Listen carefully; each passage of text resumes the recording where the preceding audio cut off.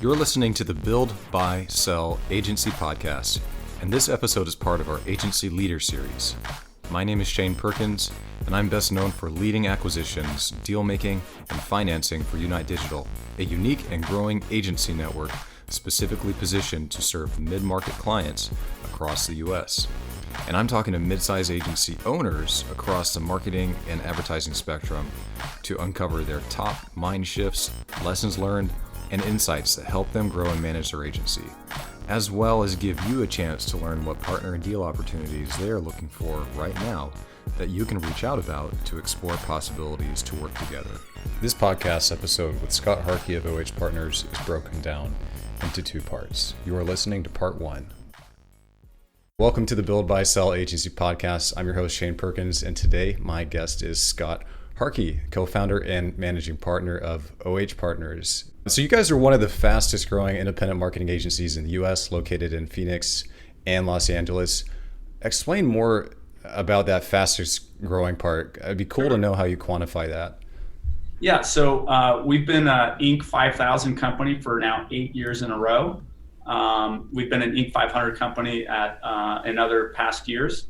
We're about 160 employees, should do close to 100 million this year. Agency Post has ranked us one of the fastest growing companies in the marketing advertising space. So there's a number of ways to quantify it. We know most people in this industry, and nobody's growing at 60-70% a year at our size. Yeah. I like Inc. as a good designator, and Media Post in our industry is also named us in that category. We can't move on without talking about the growth. Sure. How? How are you guys doing it? Other than luck and timing, I think for us it comes down to people. I mean, we're in a people business. That one of the oldest sayings in the advertising business is, when people get on the elevator and go home at night, you have no business. The agency business is made up of really smart, passionate people that want to do great work for our clients.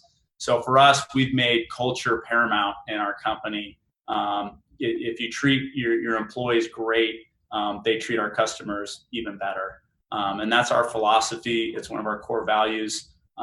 We adhere to culture. That is number one, at most importance to us. Right now, Glassdoor ranks our agency one of the highest rated ad agencies to work for in the industry. That's an important KPI for us. Is bringing in great talent and retaining great talent. The last 2 years, we've had about a 5% agency turnover rate. Our industry averages 30% turnover rate. It's really expensive when you lose good talent. And so we really want to keep the best, keep recruiting the best. Over the past year, we've recruited talent from all over the country. We just had somebody come in from Austin. We've had someone come from LA. We've had someone come from London at all big ad agencies. And we need to really, more than just trying to convince clients to hire us, we need to convince amazing talent to come work with us and do some big things. And truthfully, that's how we've grown. When you have great talent, clients want great talent. And that's why they hire agencies. Then you can grow and do great things, much more than myself. I'm an Arizona guy, started our agency in Arizona 11 years ago, which isn't exactly the top ad agency market in the country. So we have to think of things a little bit different. I'm sure you guys are doing something different, or maybe you're just more focused than other agencies in terms of how you guys have grown. Sure. To grow, you have to get new business. And that has to be, in my opinion, agency owners need to be very focused on new business. It's hard to give new business to other people at the agency or hire someone to new business. Owners go convince people to hire your agency.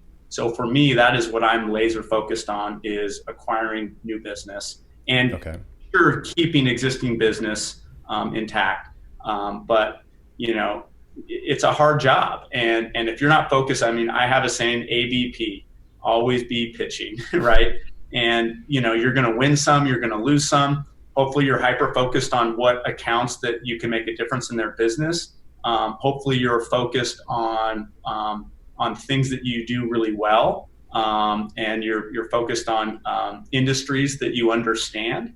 and so your win rate will be higher. But ultimately, we pitch a lot of business, and it is a major focus of the agency, and that's how you grow. The more new business you acquire, the more you grow. The more business you keep on as an agency, the more you grow. The bigger pieces of business you win, the more you grow. So how do you really win that new biz dev game?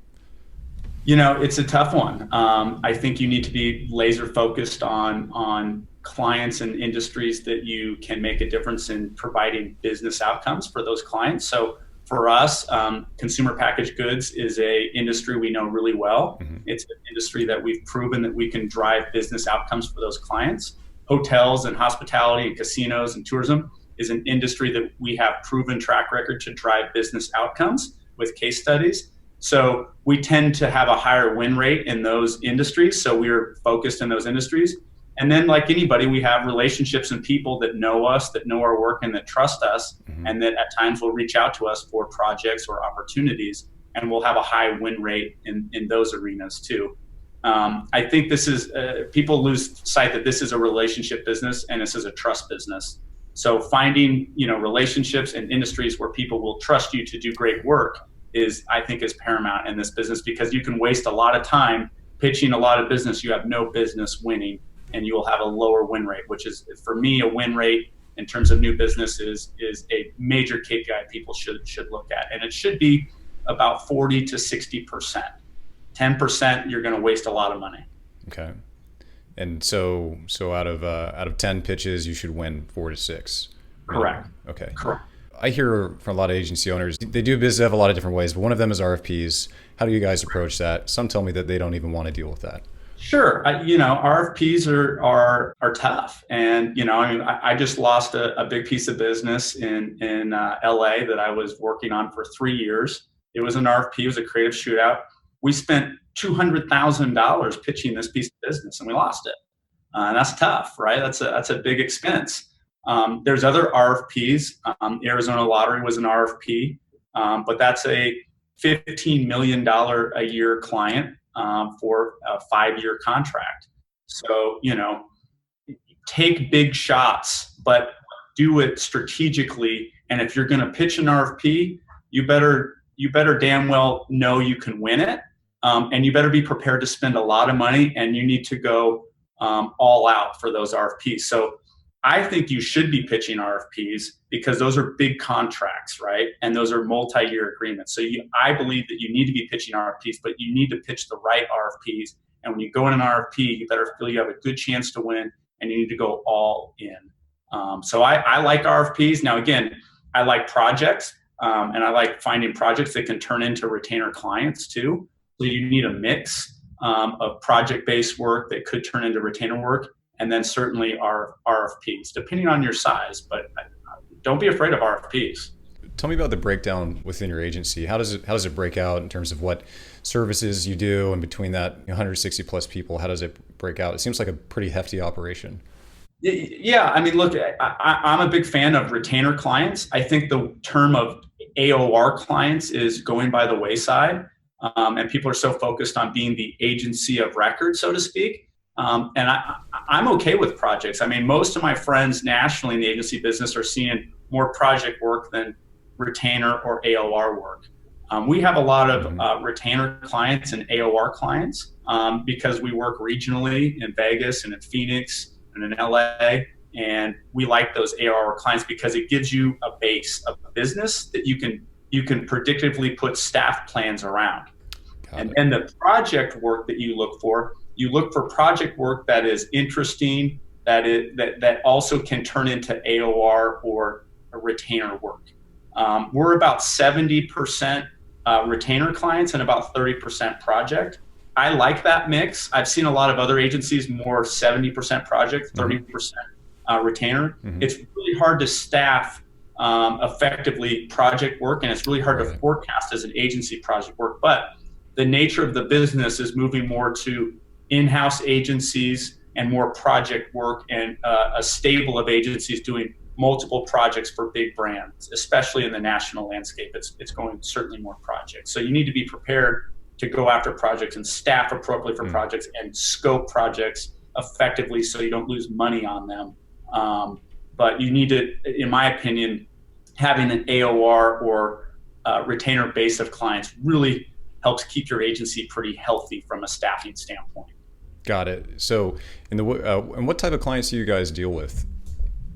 Yeah, we're looking, when we started, I think, we're growing, right? And we've grown drastically year over year, every year. So that our mix of clients, it can change. Now we've had a lot of long-term clients and clients that, today would be from a revenue standpoint, a little bit small, but we've been able to work with them to come up with a relationship that a small client can get the strategy and creative and talent that they need, but also not have to pay, a massive retainer. But from an hourly standpoint, it works for us. If we can hit a certain hourly realization rate, then you can be a smaller client. That's okay.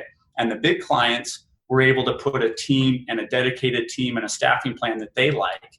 I like to go after clients about $2 million in gross income a year and above, which would be media budgets of probably call it $10 to $30 million is kind of our sweet spot today. Now, again, that's changed every year based on our growth.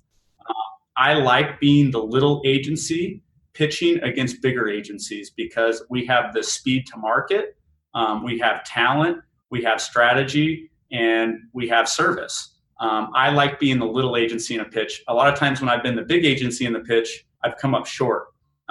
So I want to continue pitching large pieces of business that we can be kind of the underdog in a pitch. I think that's a good place to be, honestly. And the big agency, a lot of times you look like maybe you're too big, maybe you don't care. Are you going to be attentive to the business needs? I think that's overblown in a lot of cases. But I think that's what clients think about a lot is they have major business challenges and they need things done fast and they need things done for value and they need smart people working on their business at a high level.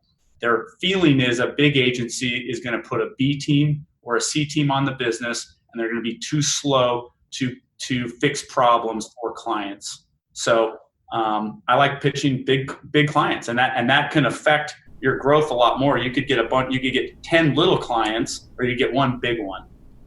Most agencies have the 80-20 rule that exists within their agency, meaning that about 80% of their revenue is from 20% of their clients.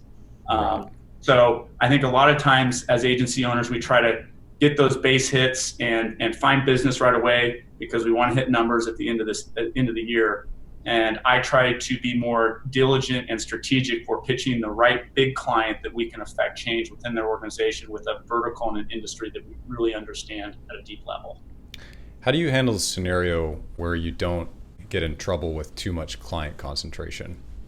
You have to be diligent about your new business strategy and look at your client mix and make sure that, when you pick up a big client, right, which is a good problem to have, then all of a sudden you have high client concentration. Right, and then you need to work hard to get that client concentration down. For me, I don't like to have any one client be more than 20% of our business. Okay. And I don't like to have any one industry be more than 30% of our business. Got it. Now, there's times where that rule, it's a guideline for us, not a rule. At times that we're out of whack in that guideline, and that's okay because we just picked up a huge client. Yeah, you just need to be diligent. So you have to adjust. Forward. Yeah. Don't turn something down. That's crazy. Yeah. But just work hard to get the concentration down. I've seen a lot of agencies struggle when they have one client that's 50% of their business. That makes you very vulnerable, and clients smell that out, and then they start grinding your rate. They start putting pressure on you because they know how important that piece of business is. And I've seen a lot of agencies struggle in that arena, and it's hard, right? Because you want to be, I think as agency people, for me, I want to be a great partner to my client, and especially the big ones, right? And we want to do anything for them. And a lot of times we do anything for them, and we work really hard for them.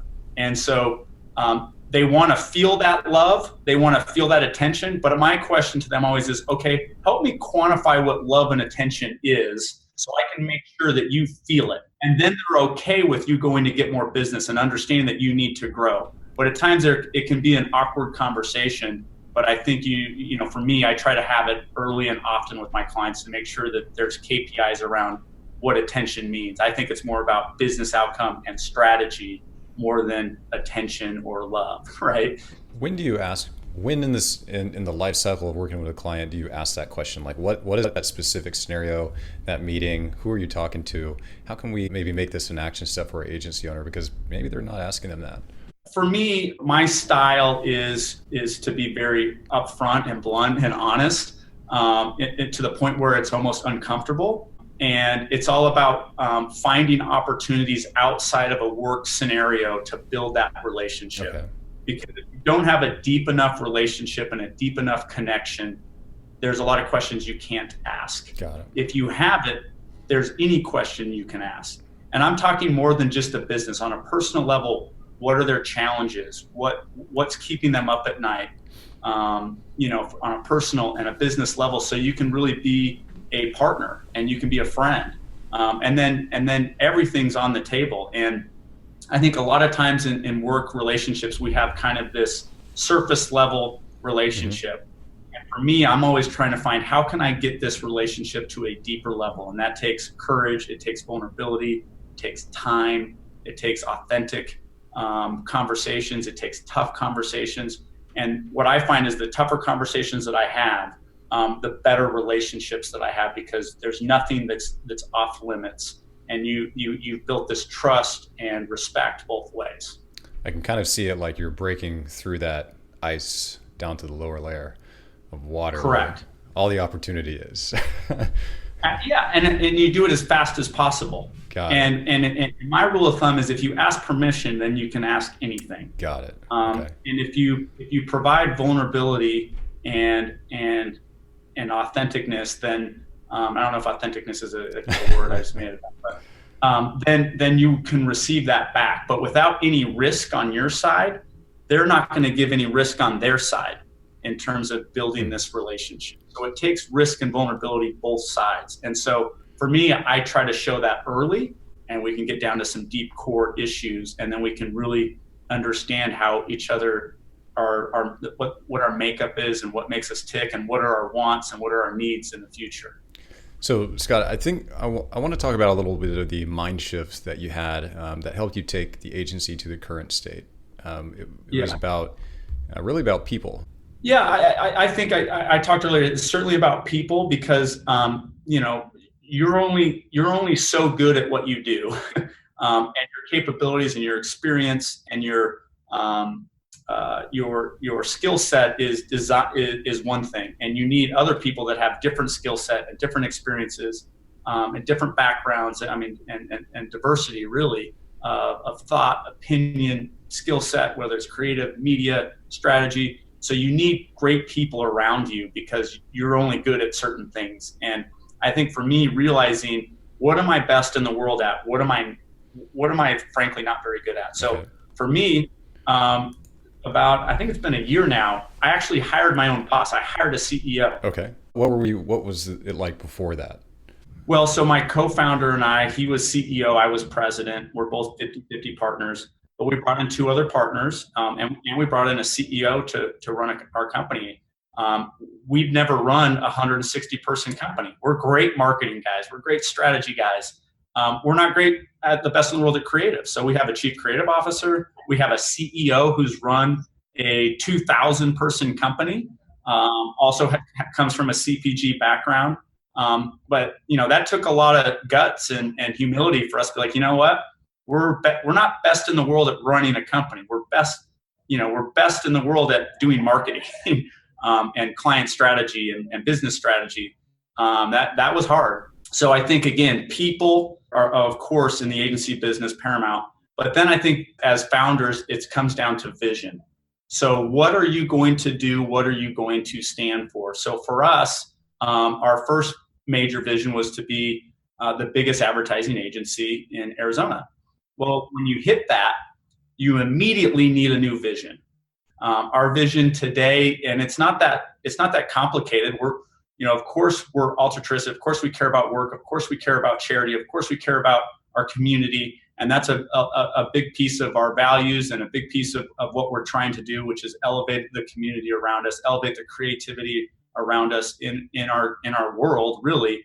But what even further than that, from a business standpoint, we want to be the first advertising agency on the national scale that has come from Phoenix, Arizona. It hasn't been done in our market. It's been done in certain things, but we really believe in Phoenix and where we come from. And we want to show really the advertising community that you don't have to be in LA and New York to have a great advertising agency that's doing great work, that's changing the world in terms of the work and what people think about certain brands, what people think about certain topics. And so for us, we want to be with the biggest agencies in the world. We want to be with the Ogilvy's. We want to be with the David and Goliath. We want to be with the 72 and Sunnies. We want to be with the Droga Fives. And we want to be having our work next to theirs in Cannes. And that's what everybody that comes to our agency is focused on, is being in that conversation, because we think we are good enough to be in that conversation, and we need to make ourselves better every day to be in that really, I call it Cannes the Super Bowl of our business. And I mean, you're watching the Michael Jordans and the LeBron James of our world, and we want to play in that arena. And anybody that gets in this business, I think they don't care about the money. At least I don't. People that I know, the money happens when you're doing great work. Mm-hmm. We care about doing great work and competing at the highest level. And so that's our vision for the agency. That's why we're recruiting great talent, because we are up to something more than a P&L. And that gets people excited. It sounds like you've been pretty strategic about how you can grow internally and how you motivate people to join the agency. I mean, you said your retention was very, very high, very opposite to most agencies, right? Yeah. I mean, just give me a little bit of color into what you guys are doing internally to make that happen. So I wish I was smart enough to figure this out. I'm not. Brad Casper, our CEO, he's been one of the best, I think, culture CEOs I've ever seen. So there's a couple of things that let me shed some light on. Again, this wasn't my idea. I'm more of the marketing guy, but performance reviews are extremely important. I think people get busy and don't have performance reviews with 360 feedback. Growth plans for your career in terms of where and how you're going to grow in your career are very important. Core values are easy. Everybody should have core values. Everyone should have a mission statement. That's the first thing, understanding your brand, having core values, having everyone adhere to core values, everyone be rallied around core values. That's step one, of course. I think most people get that. But the second part of that is on your performance review, there's a performance side to your job, and you need to be rated and given appropriate feedback. But then there's also the core values. Are you following core values, and are you having great job performance? And if you are, then you need to be compensated, you need to be bonused, and then you need to be promoted. That's a big thing that I think a lot of people miss, is those performance reviews. I hate doing performance reviews. They suck. So that's why I'm glad Brad has, brought this in. I mean, for 8 years, I never had performance reviews. We're busy getting clients and doing marketing, right? But it's extremely important. And I would say the third thing, after you have the core values figured out, after you have consistent performance reviews with bonuses and feedback, the third thing is transparency. So every quarter we report our numbers. We're a fully transparent organization. You know how much we made. We know if we're making money, we're losing money, are we growing, what departments are making money. We share all our numbers. We do a quarterly offsite employee meeting that we plan and prepare for, and we show our entire agency what we're up to, what we're doing, what our business strategy is, what our numbers are, what is reaching goal, what is not reaching goal. Stay tuned for part 2 in episode 7 of the Build, Buy, Sell Agency podcast. Please contact our guests from the links in the episode's show notes if you think there is an opportunity to work together. I recommend mentioning you found them through this podcast episode to catch their attention. Now, if you run a mid-size agency whose bread and butter are mid-market clients, and you are interested in divestment, exploring your exit options, or driving accelerated growth via strategic collaboration with complementary agency partners, then you may be an amazing fit for our agency network, Unite Digital. please go to unite.digital/apply to schedule a live discovery call with me so I can understand your goals for your agency and yourself, as well as share the vital benefits of operating within our network at Unite Digital to ultimately determine if you could be a fit to join and thrive within our agency network.